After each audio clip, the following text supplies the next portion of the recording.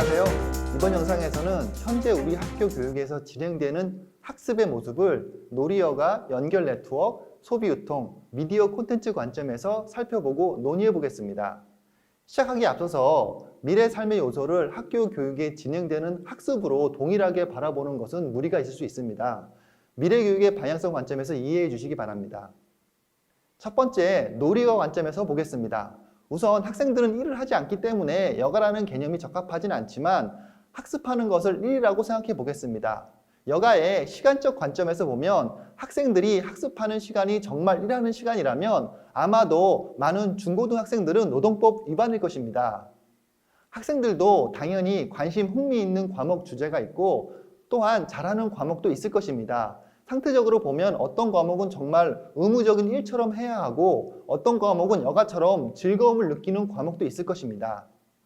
현재 학교 교육은 이렇게 학생들이 학습에서 느끼는 것에 대한 고려 없이 무조건 동일 과목을 동일한 시간만큼 진행하고 또 동일한 시간만큼 쉬는 시간을 갖습니다. 꼭 과거 산업사회 시대 일하고 쉬고 다시 일하는 형태와 유사합니다. 본인이 원하는 것을 더 할 수 있도록 구성할 수도 없고 무조건 시간적인 형태로 고정되어 진행합니다. 이전 영상에서 현재 우리는 일을 하기 위해 여가를 갖는 시대에서 여가를 위해 일을 하는 시대로 변하고 있다고 설명하였습니다. 내가 잘하고 재미있어하는 과목도 학습을 하다 보면 내가 어려워하고 힘든 다른 과목의 내용을 알아야만 하는 부분이 나옵니다. 이 경우 여가를 위해 일을 하는 것처럼 학생들은 자연스럽게 내가 하고 싶은 것을 하기 위해 힘든 부분도 해야 하는 것을 이해하고 학습을 진행할 수 있습니다. 그러나 학교 교육에서는 학년에 따라 동일하게 정해진 상태로 나오기 때문에 내가 좋아하는 것도 해당 학년이 되지 않으면 학습을 할 수가 없습니다. 이러한 모습 또한 꼭 이전 산업시대에 다 동일하게 일하고 쉬고 다시 일하는 형태와 비슷합니다. 따라서 본인이 각자 잘하고 좋아하는 것을 중심으로 학습이 진행될 수 없고 학습에서 받는 스트레스만큼 놀이 여가가 잘 진행되지 않는다면 학습 자체가 진행되지 않을 수도 있습니다. 모든 것이 정해진 상태로 진행되기 때문에 자기주도적으로 목표와 과정을 선택하는 역량을 키우기 힘듭니다. 결론적으로 내가 관심 있는 것이 무엇인지도 알기도 어려우며 좋아하고 잘하는 것들을 중심으로 학습을 진행할 수 없다는 것입니다. 두 번째는 연결 네트워크 관점입니다. 교육은 그 자체로 네트워크입니다. 교육에서 어떠한 내용이 연결되고 또 어떠한 사람들이 연결되는가에 따라서 정말 많은 것들이 변화될 수 있습니다. 그래서 교육은 미래를 위해 올바른 네트워크가 되어야 합니다.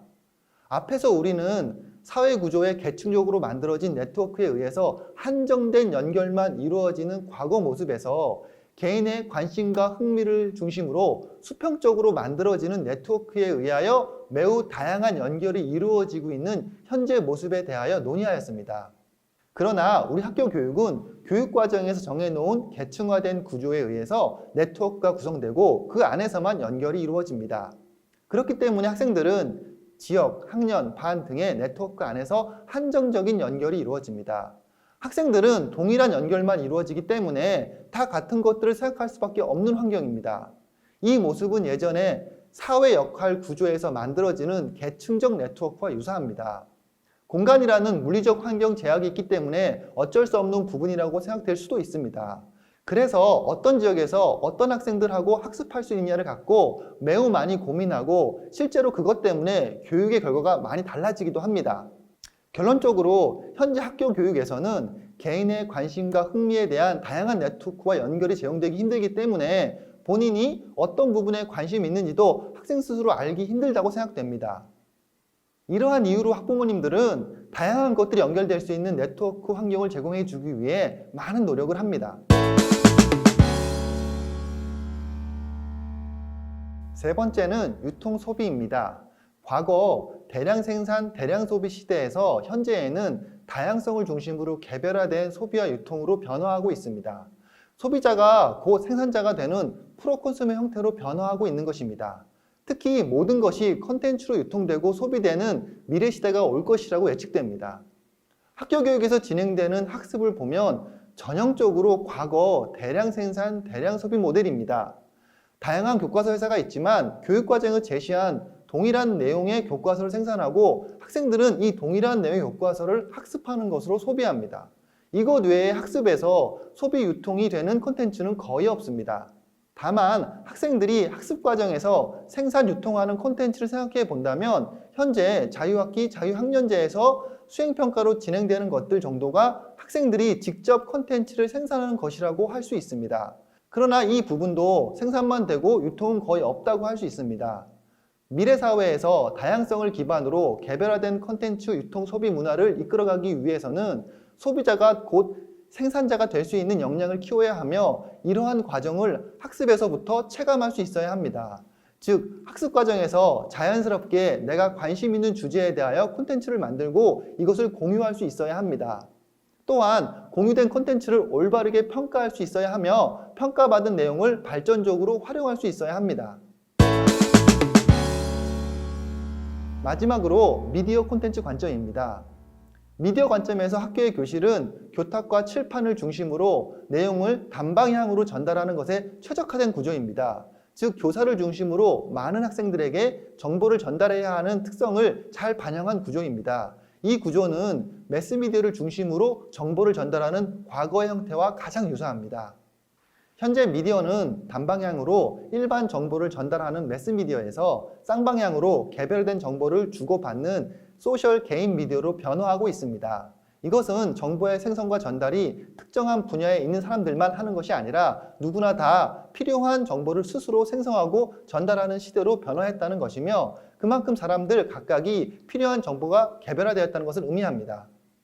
이러한 시대의 학교 교실 구조는 지식 전달자로서 교사 역할에만 집중된 형태입니다.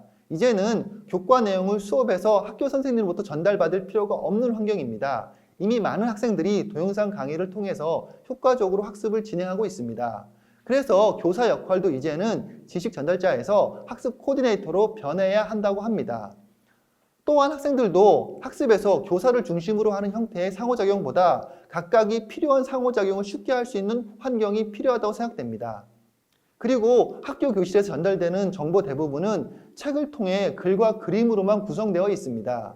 이것도 체감형 미디어와 콘텐츠를 통해 감성 정보를 전달하는 미래사회를 생각해보면 매우 과거의 모습입니다. 학습에서도 이러한 미래사회의 미디어와 콘텐츠 특징이 반영될 필요가 있습니다. 같은 내용이라도 다양한 미디어와 표현 방식을 체험할 필요가 있으며 이러한 경험을 통해 스스로 미디어와 콘텐츠에 자기만의 스타일을 반영하여 활용할 수 있어야 합니다. 지금까지 살펴본 내용을 정리해보면 현재 우리 교육은 산업화 시대에 아주 최적화된 교육이라고 할 수 있으며 지금까지의 결과도 매우 효과적이라고 할 수 있습니다. 그러나 앞으로 다가올 미래 시대 변화에 대응할 수 있는 교육으로서는 많은 한계점이 있다고 생각됩니다. 다음 영상에서는 미래 시대에 요구되는 학습의 모습과 우리 미래 교육 허브가 제공하고자 하는 환경에 대하여 살펴보도록 하겠습니다.